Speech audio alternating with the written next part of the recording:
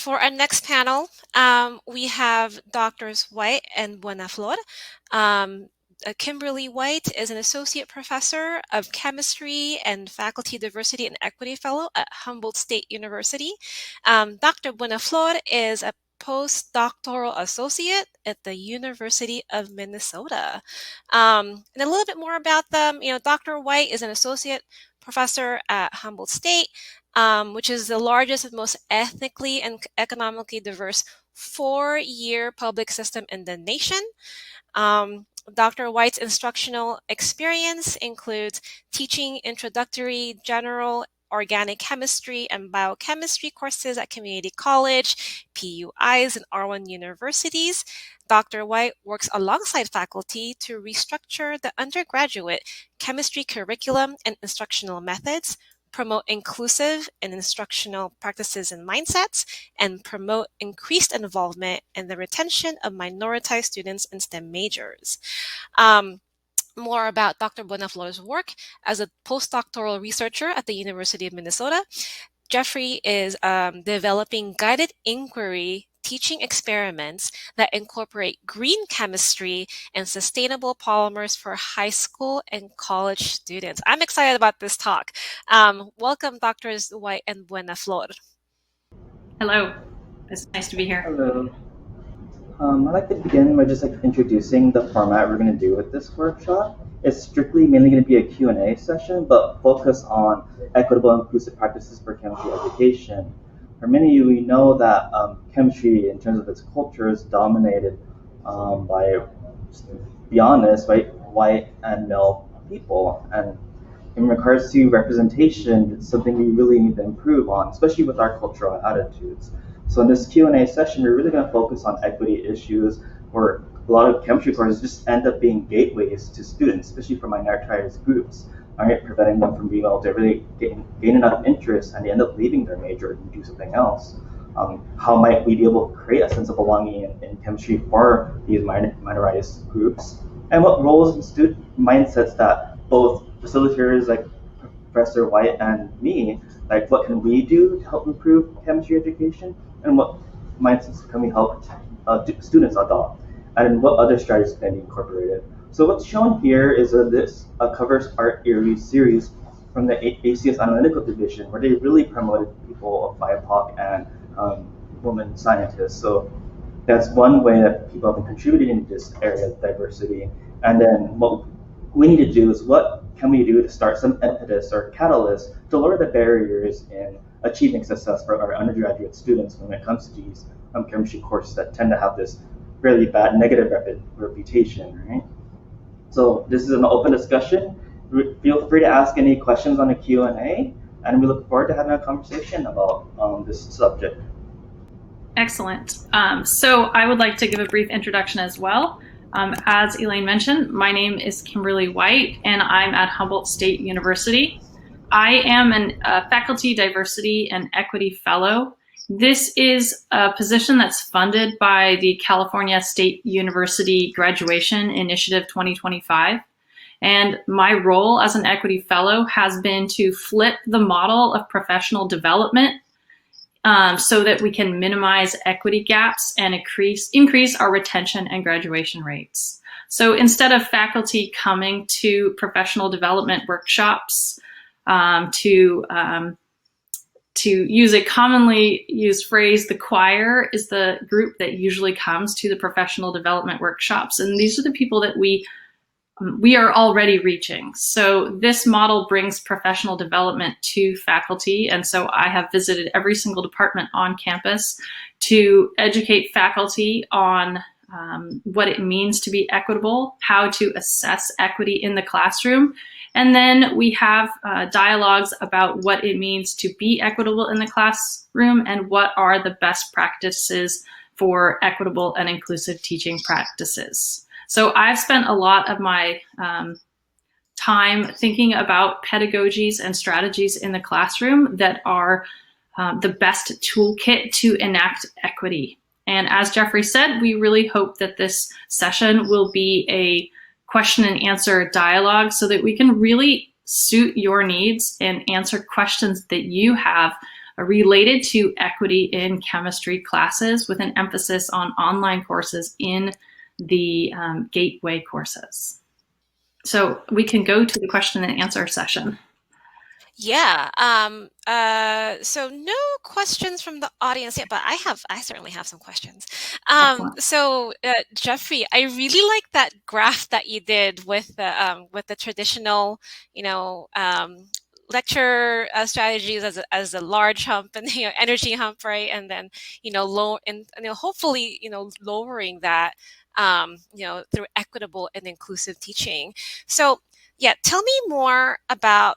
I mean, this is for the both of you, but tell me more about that reduction of the barrier to the achievement gap. I mean, in chemistry, we use catalysts to like lower these energy barriers, right? So trying to keep with the chemistry analogy.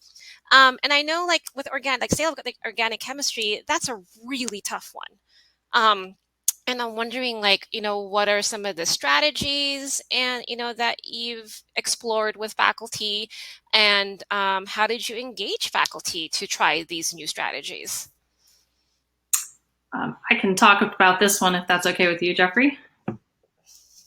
Absolutely. So I would say that I have a kind of two-pronged approach, especially in organic chemistry, and that is that it requires an adjustment in faculty mindset. So faculty need to understand that our students today are very different than students from even 5 or 10 years ago. And really understanding that and adopting an appropriate mindset when you enter the classroom has a very profound effect on the student sense of belonging, student involvement. And so really getting faculty to understand that promoting a growth mindset can have an extreme effect on the success of their students in the classroom. So I really try to focus on faculty mindset for myself and for faculty that I work with. And then I also try to adopt more group and collaborative work in the classroom. So we typically tend to think of organic chemistry as this weeder course, and that is not a mindset that we want to think about anymore. We want to think about these as opening doors for our students. So we want to think about welcoming the students into the classroom and really focusing on how they can create a journey together, working together to achieve success. So some specific strategies that I have adopted in the organic chemistry classroom are collaborative work, not only in lab experimentation or designing experiments, but also in weekly quizzes. So I have flipped quizzes from being a challenging and scary thing for my students to something that the students actually look forward to by adopting group quizzes where they can work together and educate their peers and help to solidify their own learning by serving as mentors to their own peers. Those are just some ideas. I could probably talk for a long time about this, but organic chemistry specifically, adjusting the mindset of the faculty and also incorporating collaborative and group team building exercises into the classroom to foster that sense of belonging. Yeah, I like what you said as far as like treating organic chemistry not like a gateway, not like a gatekeeper class, but more like opening doors for students. And I like what hi Norma, what you said about having these gateway courses. So what are some ways to, not just for organic chemistry, but for any chemistry class, to show students that these are, that these will open doors for you? Jeffrey, do you want to take this one? Yeah, chemistry is usually a tough sell, like it's been hard. It's been tough. From what I've read from strategies that have been successfully employed after reading the literature, a lot of it is that sense of belonging, that identity, just acknowledging that, right, that there are so many different types of students that come to our courses. I was just part of a conference that I'm attending right now, where the instructor mentioned like there are actually non-conforming gender bathrooms available. And it causes some students who were sitting in the back who didn't really feel out of place, they realized if they just got acknowledged, that kind of thing is something that can change someone's mind's already like, oh, wow, I'm actually valued by this instructor. I really should pay attention. And it's not going to be just some instructor who just teaches, but actually recognizes the issues we have in our field. That's one aspect regarding identity. One that I found interesting was just a professor who just decided to just tell their identity in front of their students, right? This is my background, this is who I am as a scientist, and it really resonates with a lot of students. I think this is Professor Ness. I'm not sure I'm pronouncing the name correctly. Or Nuz, Knuzz. That professor thought of like that identity is something that, again, everyone has that own perception of themselves, like a value. So just having someone present themselves really reaches out and resonates with people. So really, that sense of belonging and identity is something that's really important.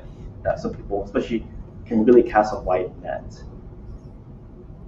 I agree, definitely. Yeah. One of the things I think of in the classroom, these are students who are very, oftentimes, if they are not chemistry majors, they have put off taking chemistry classes until they really have to do so. Yeah. And so they have a lot of anxiety that they bring to the classroom. So I try and very deliberately combat those anxieties that students bring. And I employ Zaretta Hammond's trust generators in the classroom. Specifically, I talk about selective vulnerability and letting my students know how I, as a professor, even have struggled when I was an undergraduate with my chemistry classes. And so Brene Brown brings up this analogy of trust being a marble jar. And I'm sure a lot of you have heard this, but that if we fill up that marble jar, that our students are going to trust us. And then it's not big things that result in this trust, but it's an accumulation of small things. So I'm constantly thinking about employing Dr. Hammond's trust generators and filling up that marble jar with my students so that not only can they feel that they belong in the classroom, but they feel comfortable exposing their insecurities, trying challenging problems that they might have been too scared to do before because they just didn't want people to know that they couldn't get the answer correct the first time. So in homework, a lot of times I would have students who wouldn't answer homework problems because they were scared that they were going to get it wrong. So by building that trust with your students and fostering that sense of belonging, not only are our students going to perform better, they're going to excel because they're going to feel comfortable taking those academic risks. So that is something that I'm constantly thinking about in my classrooms and how I can make those students not only feel comfortable in the classroom, but not defect from our STEM majors by not performing well in chemistry or organic chemistry, but by feeling that they don't belong in STEM fields. So we want to really actively combat that. Got it. Thank you for that. Oh, sorry, Jeffrey, go ahead. There's a comment from an audience member in the chat, and it's something I actually am actively participating in. The idea of showing students how the topics relate to real life and their future careers and actual application is helpful. And that's something I actually do as someone who's developing curriculum development, focusing on green chemistry and sustainable polymers. So the idea of interconnecting chemistry to real world problems, right? We had this conversation about how to address the impacts of non-degradable petroleum-based plastics. Can we develop materials that are actually biodegradable? And that's actually something I'm presenting on later today in my research. And that's something really we showcase current innovations on curriculum development, innovations at the industrial level and academia, and we expose it to students at the undergraduate level. Like we specifically incorporate in the main classrooms that they often take as their lower day requirement that they would only see if they decide to continue on. But we really, like my professor and I, really focus on just exposing them as early as possible. So that's a really good thing, is connecting them to something that they might have a background in, because it might be affecting their community, especially if it's something related to hazardous materials. Got it. Thank you. So now let's turn it over to the Q&A. There's quite a queue here coming up. So first is from Charlene Hayden. I teach Gen Chem 1 and 2. My observation is that many of the underrepresented students do not attend class regularly. Any thoughts on how to increase participation from this group? Absolutely. I find that I have trouble with participation from a lot of students, not just my racially minoritized students. I am a huge fan of extra credit, and I know a lot of people aren't, and there's actually discussions about whether extra credit is equitable or not. But I personally am a big fan of extra credit. So I don't give attendance credit every single day, but I do give attendance bonuses to my students. So I have random top attendances. And when the students show up, they get that bonus. I have had excellent attendance in my general chemistry class all year long, and we've been completely virtual, and attendance is even more challenging in the virtual environment. So something about the pop attendances, I find, and students get very excited about random extra credit points. So that has been a strategy for me, and it seems pretty simple, but it's been very effective. Of course, we can talk about belonging and facilitating that belonging in the classroom and making students feel like they're a part of that community. And all of these things are going to bolster attendance. But that kind of quick answer of giving attendance bonuses, I find to be really good for attendance. Now, engagement is another issue, but just kind of getting them in the virtual door, as it was this last year, has been helpful. Jeffrey, what do you think? What I've done, and I've only been able to do with this professor I had good rapport with, we actually incorporated it. Like, we actually made it a large chunk of their grade just to actually participate. We actually made it like 10% of their grade just to come to the quiz section. Just sign your name, and for those who came, they really did benefit. But I understand that there are a lot of things that really can prevent people from coming, and it's hard to really provide any other stimulus besides providing extra points I can think of. Because we don't know what's going on, and can't really, right? Sometimes depending on school and rules, you can't really ask. What strategies do you recommend for allowing collaboration and STEM community, so building community, but also giving students the chance to shine as individuals when underserved students that aren't as confident in their abilities may be more likely to let a more confident lab partner do the experiments? Absolutely. So I really love employing cooperative learning strategies. So being very deliberate about the tasks that students need to achieve, especially in general chemistry labs. So I will assign student roles that they can opt into. Note taker, timekeeper, especially like in a kinetics experiment, that can be a really important role. So I like to be very deliberate about how I do the group work in the classroom. When students each feel like they have their own task to accomplish, it gives them a sense of purpose. It allows them to work together more productively. And it also prevents some students from kind of just taking charge, which can be a real problem in chemistry experimentation, because that nervousness that students, or that anxiety that they bring, can really be enhanced by a kind of bossy or take charge lab partner. So it just reinforces that stereotype in their mind that I'm just not good enough to do this work. And so we really want to be deliberate about the group work. So in my general chemistry class, with each experiment that they run, I design roles and tasks that need to be accomplished by the students. So I find that to be very helpful. I have thought very deeply about how I assign lab partners and lab groups, and I kind of go back and forth between allowing students to stay with the same lab partner all semester versus mixing it up.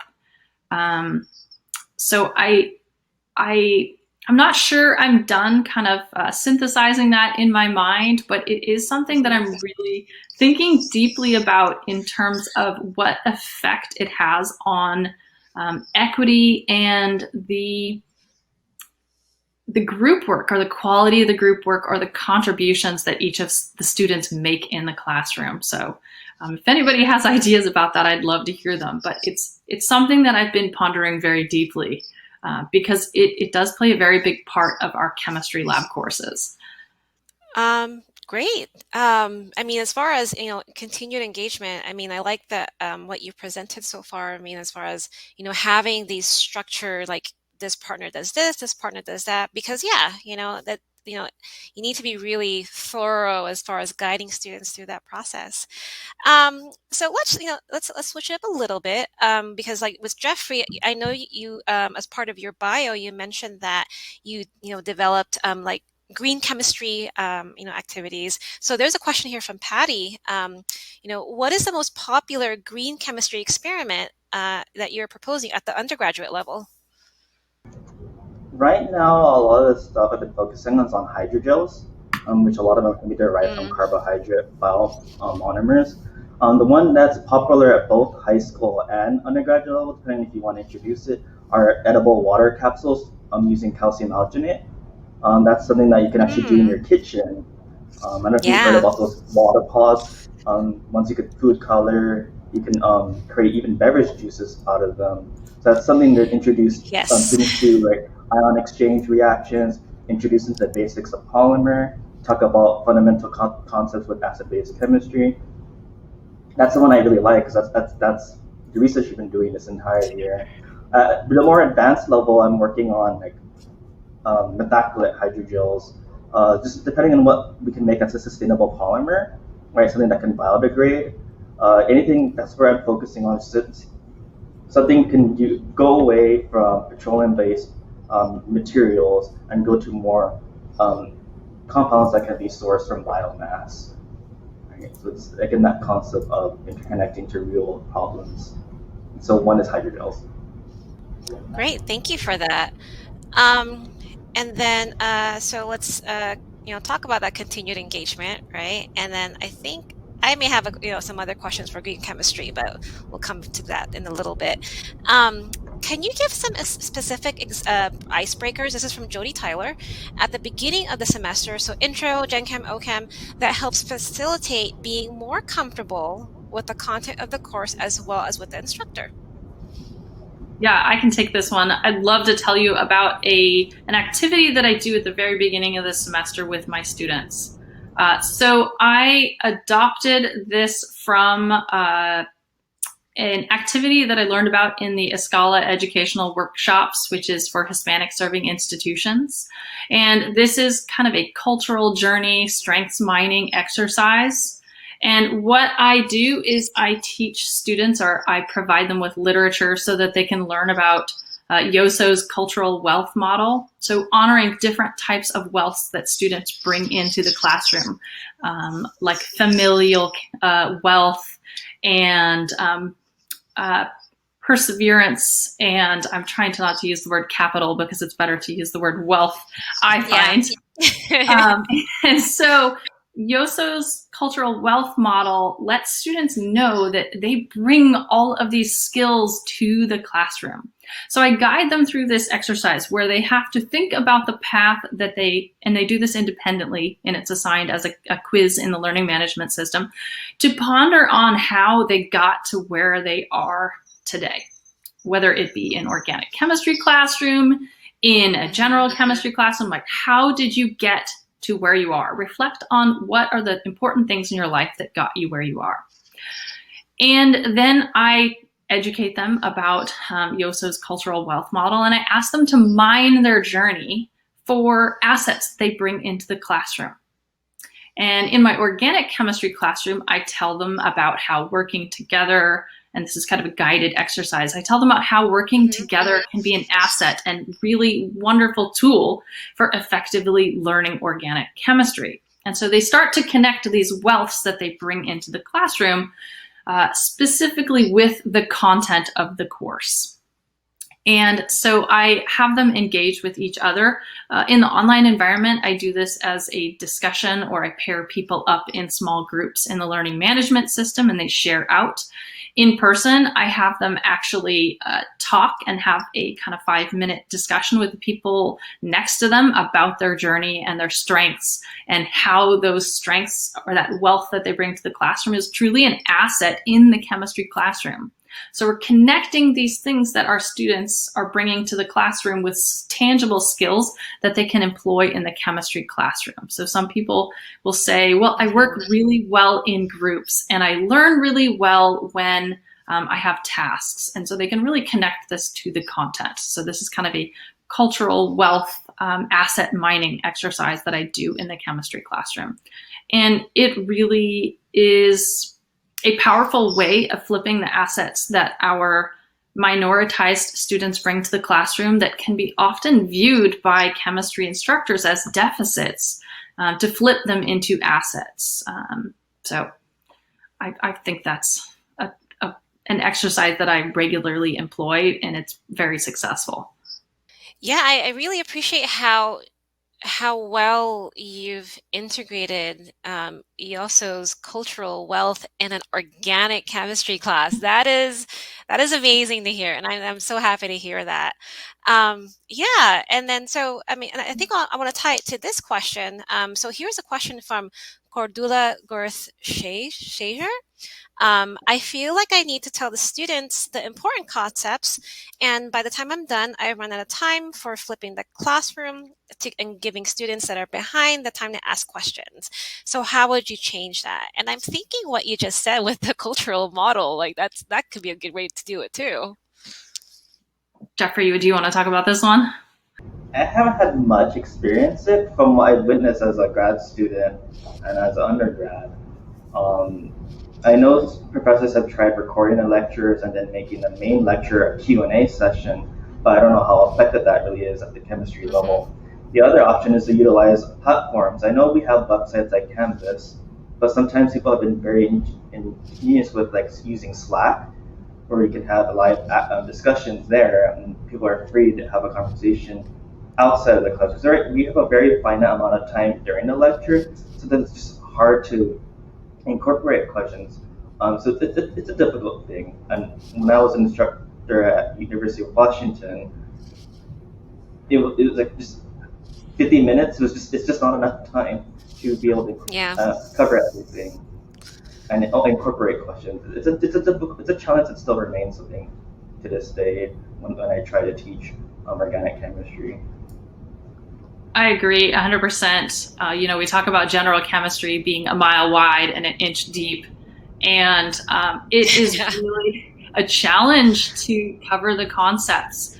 I myself don't do a strictly flipped classroom or a strictly lecture-based classroom. I mix up the way that I teach the class, and that means that I have to be very strategic about the concepts that I do present in lecture style. But I think that once you start generating trust from your students, that they will feel more empowered to do that self-exploration of the concepts that you can post, like Jeffrey said, as online lectures or supplemental materials.